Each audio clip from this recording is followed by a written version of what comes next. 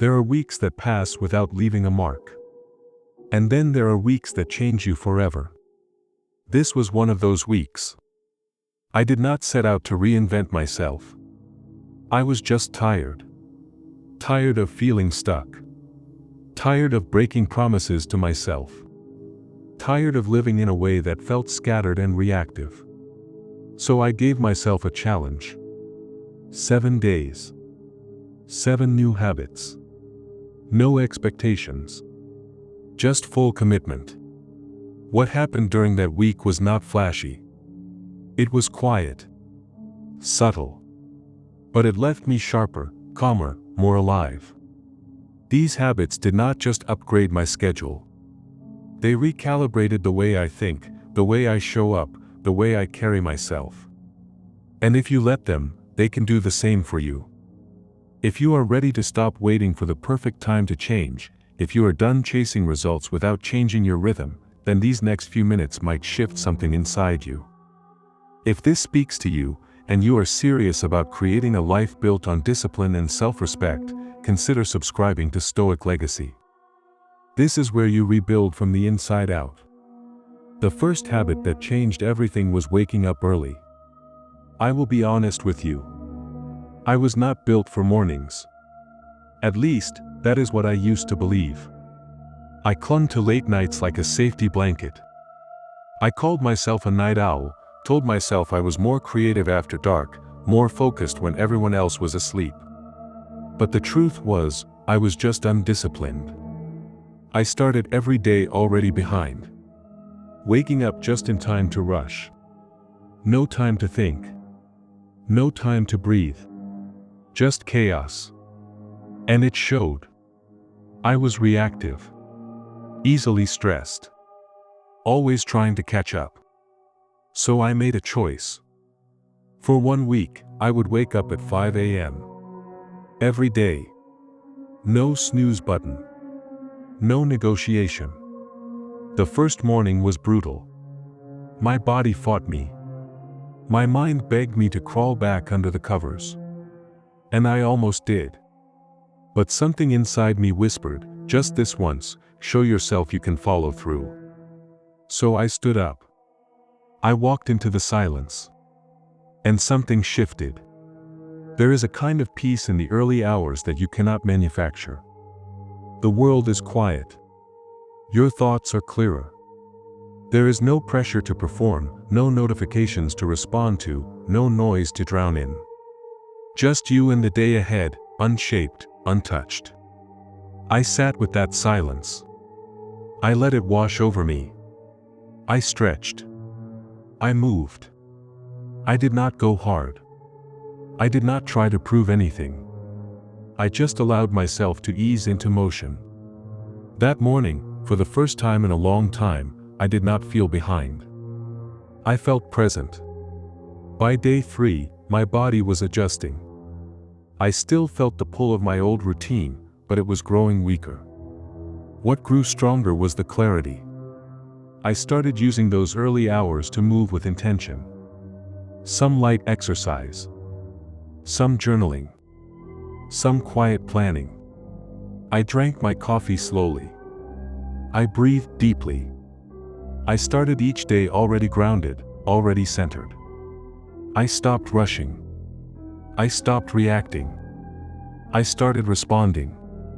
I became more organized without trying. More decisive without overthinking.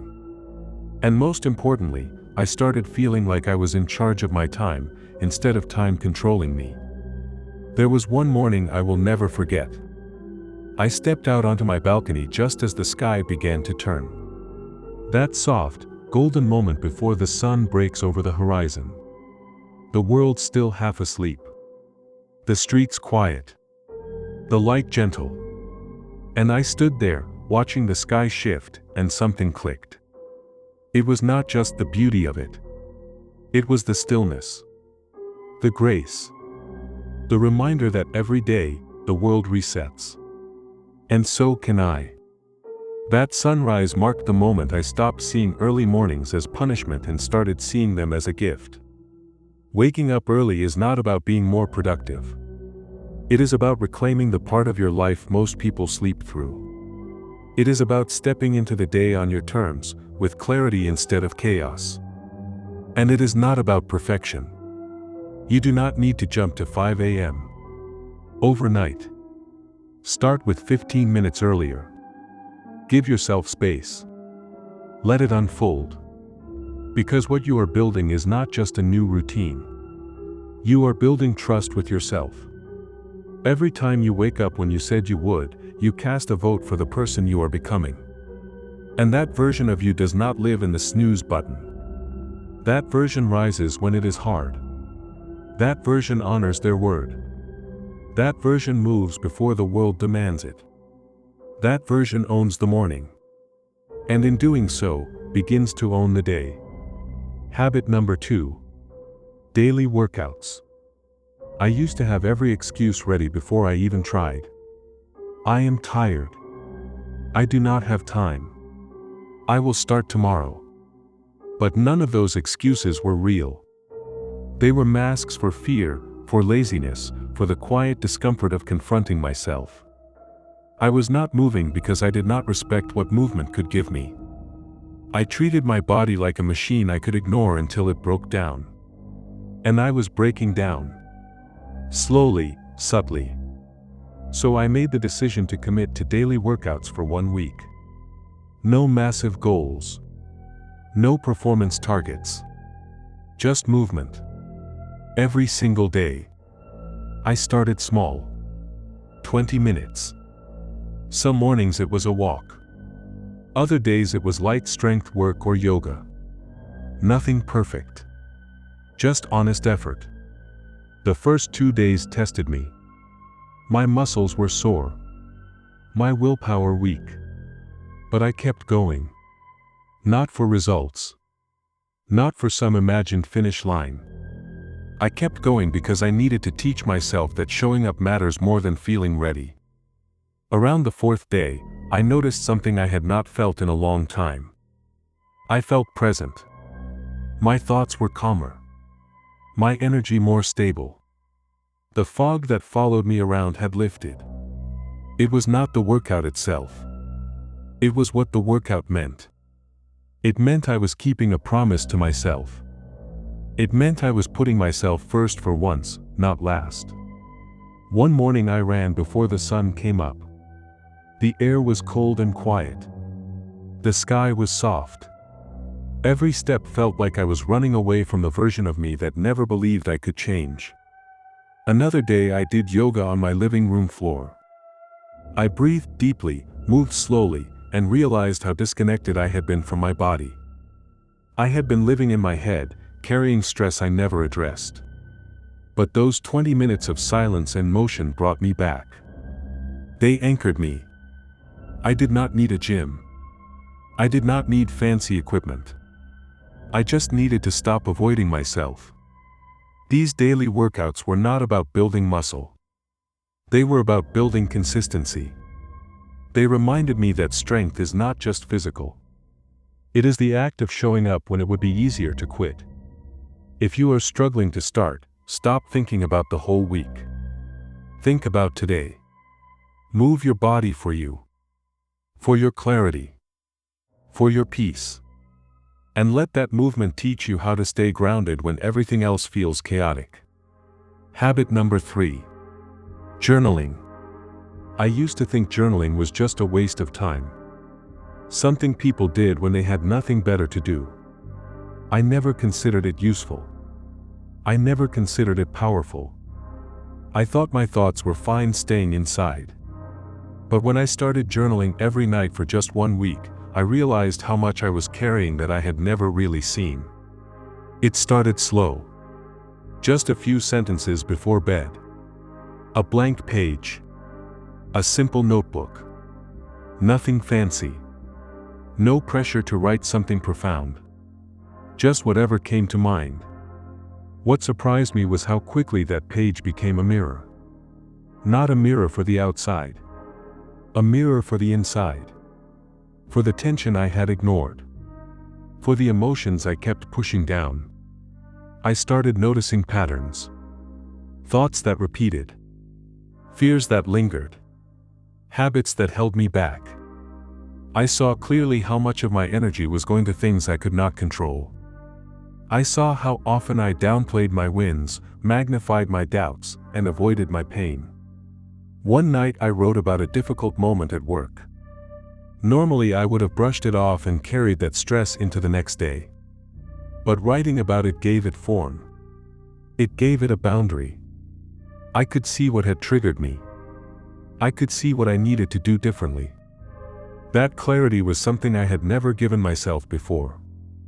I also started tracking small wins. Simple moments of growth. A conversation I handled with patience. A task I finally completed. Seeing those written down gave me momentum. Proof that I was moving forward, even when it did not feel like it. I added a short gratitude section. Just 3 things every night. Some days it was big things. Other days it was quiet, ordinary moments. But that shift in focus changed how I ended each day. I started sleeping lighter. Waking up clearer. Journaling became my space to reflect without judgment. It became a place to tell the truth when no one was watching. If you are feeling overwhelmed, scattered, stuck in your own head, pick up a pen. Start with 1 sentence. You do not need to be a writer. You just need to be honest. Let the page carry the weight for a while.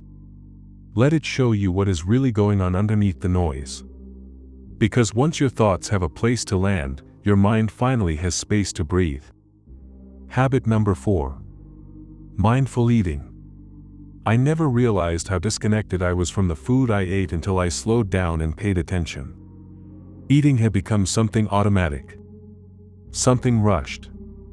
Something done while scrolling through my phone or staring at a screen. I was feeding my body, but I was not nourishing it. I was filling time, not experiencing the moment. So for 1 week, I made a simple decision. I would eat without distractions. No screens. No noise. Just me and the meal in front of me. It felt strange at first. Awkward. Almost uncomfortable. But then something started to happen. I tasted more. I noticed the texture. The temperature. The subtle layers of flavor I used to ignore. Foods I had eaten 100 times suddenly felt new. More alive. More present. I began to chew slowly. To breathe in between bites. To notice when I felt full instead of just stopping when the plate was empty. That small act of awareness changed everything. It slowed my mind. It made each meal feel like a pause instead of a blur. One morning I had a bowl of oatmeal I had eaten countless times before. But this time I sat with it. No distractions. I noticed the warmth, the softness, the hint of sweetness from the honey. And for a few minutes, everything felt still. Everything felt calm. I was not just eating. I was being. Another time I realized I was reaching for food not because I was hungry, but because I was stressed. That moment of pause allowed me to ask a question I had never asked before. Am I actually hungry, or am I trying to avoid something? That one question stopped me in my tracks. I poured myself a cup of tea instead. Sat in the silence. Faced the emotion I was trying to suppress. It was not easy, but it was real. Mindful eating is not about restriction. It is not about judgment. It is about awareness. About being fully present with something that happens every single day. And that presence spills into everything else. You make better choices without trying. You feel more connected to your body. You develop a quiet respect for the simple act of nourishment.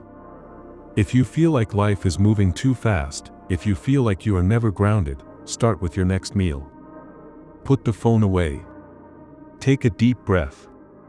Taste your food. Feel what it feels like to be there, completely. You might be surprised at what you discover when you finally slow down and pay attention. Habit number 5. Limiting screen time. I never realized how much of my life I was giving away to screens until I tried stepping back from them. It started with a simple challenge: limit my non-essential screen time for just 1 week. No mindless scrolling. No late-night binges. No endless rabbit holes of videos or social media loops. At first, it felt uncomfortable, even strange. I was so used to filling every empty moment with my phone that silence felt like a void. But slowly, that void turned into space, and in that space I found clarity. I began to notice how much more time I actually had. Time to breathe. Time to think. Time to feel. Instead of waking up and reaching for my phone, I sat with a cup of coffee and just listened to the morning. Birds outside. The hum of the world waking up. I was present in a way I had not felt in years. One evening, instead of turning on the television, I went for a walk. Just me and the night. The cool air brushing against my face. The sound of my own footsteps grounding me in the now. It felt real. It felt human. And that one walk became a habit I never planned but desperately needed. The biggest shift came at night. I used to lie in bed with my phone in hand, scrolling endlessly, thinking I was relaxing when in truth I was overstimulating my mind.